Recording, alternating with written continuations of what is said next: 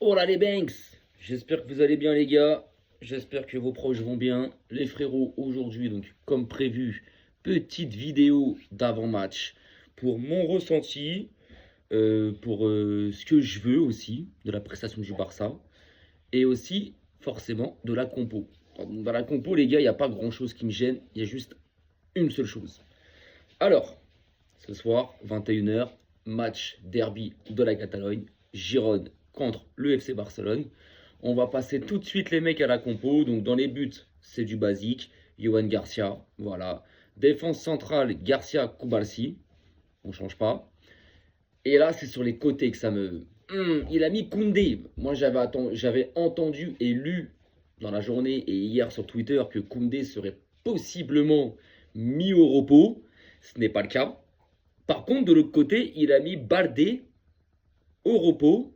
Et c'est entre guillemets la personne à la place de Baldé que je ne comprends pas. On a recruté Cancelo cet hiver. Nous sommes d'accord.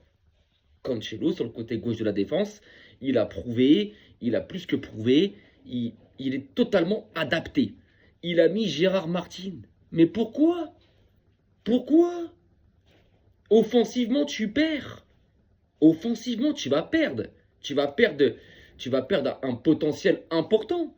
Parce que Cancelo, nous sommes tous d'accord, défensivement, ce n'est pas le meilleur arrière latéraux au monde, c'est vrai. Mais offensivement, il t'apporte énormément. Tu l'as recruté cet hiver. Pourquoi tu ne le fais pas jouer là? Tu fais souffler Baldé. Mets-moi du Cancelo. Mets-moi pas du Gérard Martin. Enfin bref, Phoenix, c'est lui qui entraîne l'équipe, c'est lui qui toute la semaine est avec les joueurs et avec le staff et avec le groupe. C'est lui qui sait mieux que nous. On va pas le remettre en question. Maintenant, j'espère que ce soir, ça va pas lui causer tort. J'espère que si on se prend un but ou si on vient faire match nul ou voire pire, perdre le match, j'espère que ça viendra pas du côté de Martine. Enfin bref, c'est mon seul côté que ça me gêne. Ça me gêne. Moi, j'aurais mis Cancelo, les mecs. J'aurais mis Cancelo, les mecs. Maintenant, au milieu, on va retrouver du Olmo de Jong. Parce que Pedri, il est de retour que la semaine prochaine, les frérots. Voilà, il est encore blessé. Il est revenu, mais il est encore un peu trop court. Faudra attendre la semaine prochaine contre l'Eventé pour voir Pedri. Donc, Olmo de Jong. Et devant, alors, on va retrouver un Rafinha côté gauche, les gars. Ça y est, après 3 semaines 3 bonnes semaines et demie de blessure, Rafinha récupère sa place de titulaire. Il est là. Maintenant, est-ce qu'il sera à 100%? On verra dans une heure. Fermin, Yamal et Ferran Torres dans l'axe. Et ça, les gars, c'est le côté neuf parce que Ferran Torres titulaire, Ferran Torres, moi, je préfère le faire rentrer à la 60, 70e minute de jeu. Je trouve qu'il est mieux. Ferran Torres titulaire, je le dis et je le répète, je n'aime pas. Je n'aime pas, les gars. Je n'aime pas. Ferran Torres titulaire. Il a jamais apporté. Alors, sur 10 matchs titulaires, allez, il y a peut-être deux matchs où il va être bon. Le restant, il est mauvais. Il est mauvais. Que quand il rentre en cours de jeu à la 60-70e minute de jeu, sur 10 matchs où il rentre en cours de jeu, il va être bon 6, 7, 8 fois. Donc la balance, elle est très vite faite. Mais bon, en soi, quand tu regardes le 11, ça reste pas dégueulasse. Ça reste quand même un bon Barça, une belle équipe. Maintenant, je vais parler de mon ressenti. Là, les gars, ce que j'attends ce soir, par rapport à la prestation offerte jeudi dernier en demi-finale aller de la Copa del Rey, où on s'est pris un violent 4-0 en 45 minutes, où c'était mieux en deuxième mi-temps, c'est vrai. Mais ce que j'attends ce soir de nos joueurs, les gars, c'est d'entrée de jeu. Je veux de l'intensité.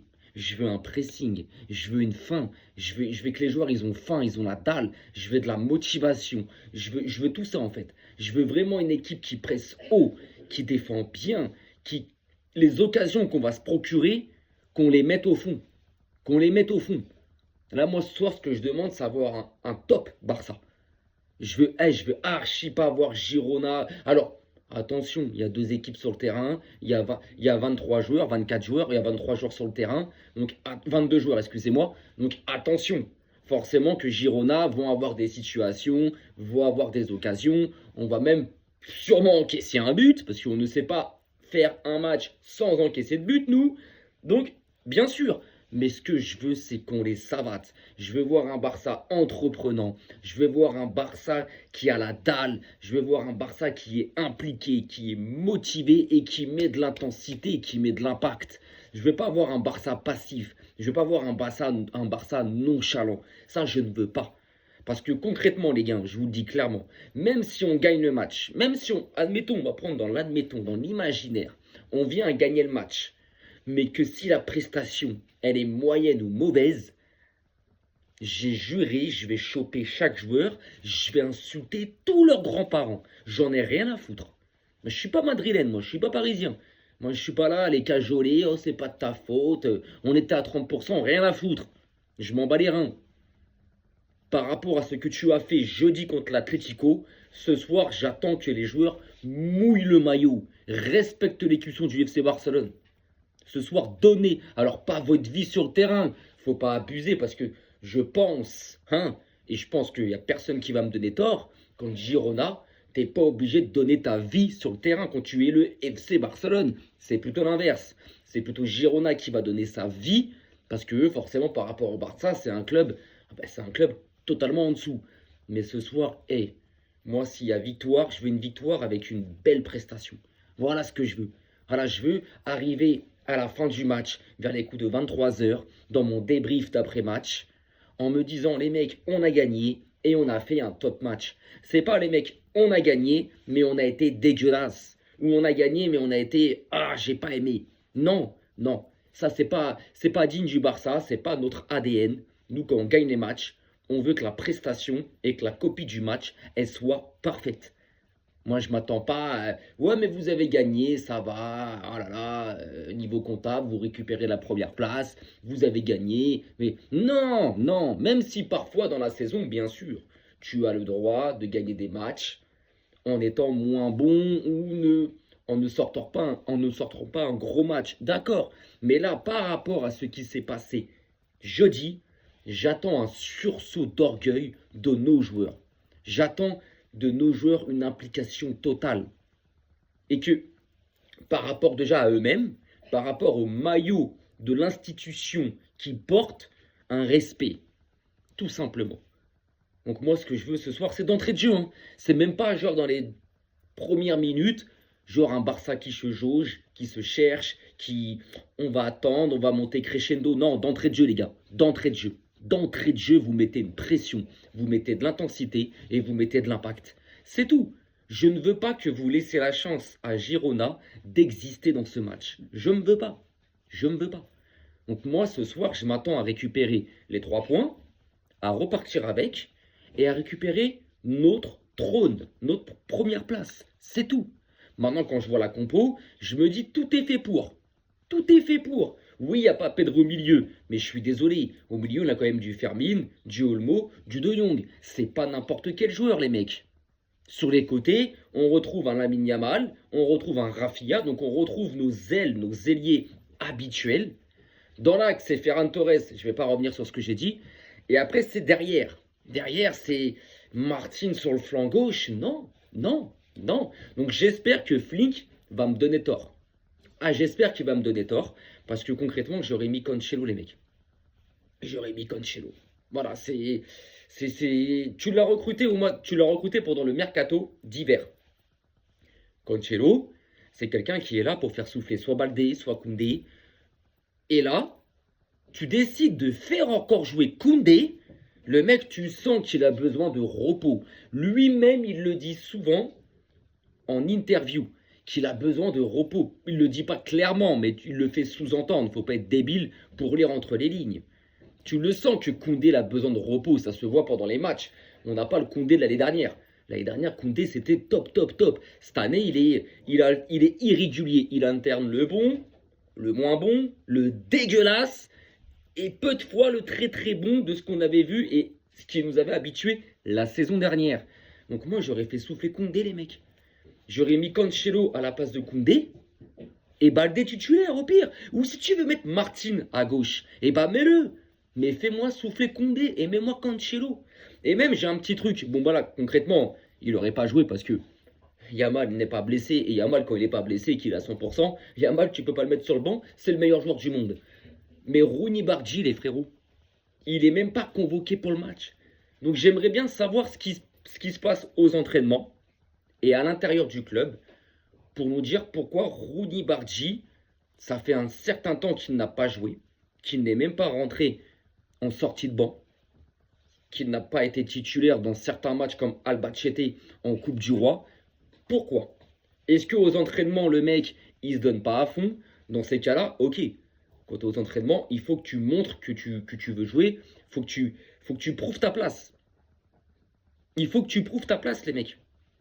Il faut que tu montres que tu veux être dans le 11, ou du moins dans les convoqués. Maintenant, est-ce que Rooney Bargy, aux entraînements, bah, il montre autre chose, ce qui fait que Fling, bah, il lui fait pas confiance et il le convoque pas, ou soit il le met pas titulaire, ou soit carrément il le met sur le banc, mais il le fait jamais rentrer. Enfin bref, moi ce soir, comme j'ai dit, j'attends vraiment beaucoup du Barça. Une défaite, un match nul, je n'accepterai pas. Mais je n'accepterai pas du tout. Et une victoire avec une copie rendue dégueulasse ou moyenne, je n'accepterai pas. Alors, il y aura un côté de ma personnalité qui sera content parce que je me dirai, allez, on récupère la première place, on a pris les 3 points, tant mieux. Mais non, c'est pas l'ADN du Barça, c'est pas l'ADN du club, c'est pas l'ADN des supporters du Barça. Nous, quand on gagne, c'est parce qu'on a fait un top match, on a fait un top jeu. Tout simplement. Mais par contre, s'il y a match nul ou s'il y a défaite, alors là, mon débrief d'après-match, les gars, il va être salé. Il va être salé. Et je vais les choper un par un. Un par un, je ferai, s'il y a vraiment défaite ou match nul du FC Barcelone ce soir, je prendrai de Johan Garcia, le gardien, jusqu'à Ferran Torres, l'attaquant. Je prendrai chaque joueur et je tomberai sur leur dos. Je vais avoir aucune pitié. Ah, je vous dis, je ne suis pas parisien, je ne suis pas madrilène. Moi, c'est pas genre une fois que ton équipe, elle perd, elle gagne, ou elle fait match nul et que la prestation est dégueulasse, soit tu disparais, soit genre t'es pas là, tu fais le fantôme, ou genre ouais mais on n'était pas à 30%, on n'était pas à 100%, on était à 30%, ouais mais bon t'as vu c'est fatigué, rien à foutre. J'en ai strictement rien à foutre. Là les mecs, ce soir, sortez-moi un bon match. Ah, je vous le dis, sortez-moi un bon match. Et il n'y a pas de raison. Sur les 21 derniers matchs du FC Barcelone, c'est 19 victoires, 2 défaites. Et sur les 19 victoires, c'est 19 belles victoires, avec des belles performances. Sur les 2 défaites, il y en a eu contre la Real Sociedad, où on doit gagner, on mérite de gagner, mais on se fait voler. Il n'y a que comme ça que le Real de Madrid peut espérer pouvoir suivre ou prendre la Liga. Contre l'Atlético, on fait de la merde pendant 45 minutes. On n'était pas impliqué. Il y avait rien. Donc c'est normal face à une équipe contre l'Atlético qui n'est pas n'importe qui quand même, que tu te fasses balayer. Si tu mets rien, pas d'impact, pas d'envie, pas d'intensité, pas rien. Si tu mets rien, en face, c'est pas des ploucs. Ils vont te sauter ta mère. C'est ce qui s'est passé pendant 45 minutes. En deuxième mi-temps, on s'est réveillé et on a vu que c'était nous qui étions au-dessus. Là, ce soir, hors de question. Hors de question. Donc les frérots, je vous souhaite un bon match. Le match là, il commence dans une grosse heure, à 21h. J'espère que le débrief d'après-match se passera bien. J'espère vraiment. J'espère que ces petits cons ne vont pas me faire passer une sale nuit. Donc les gars, s'il vous plaît, soyez sérieux, soyez impliqués, soyez concentrés et regardez votre maillot. Regardez les cuissons que vous avez dessus. C'est pas les cuissons de n'importe quel club. C'est le plus grand club de l'histoire. Donc j'en ai rien à foutre. Vous le respectez, vous jouez, et vous faites plaisir à tout le monde et à vous en premier. Voilà. Les frérots, sur ce, bon match à vous.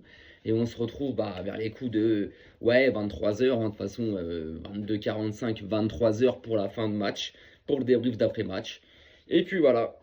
Donc, Visca le Barça. Et s'il vous plaît les frérots, portez vos corones.